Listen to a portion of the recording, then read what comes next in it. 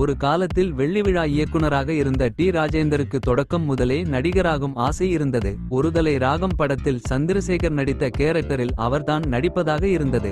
ஆனால் தயாரிப்பாளருடன் ஏற்பட்ட மோதல் காரணமாக அவர் நடிக்கவில்லை. அதோடு தனது முகத்தை ரசிகர்கள் ஏற்றுக்கொள்வார்களா என்ற தயக்கமும் இருந்தது.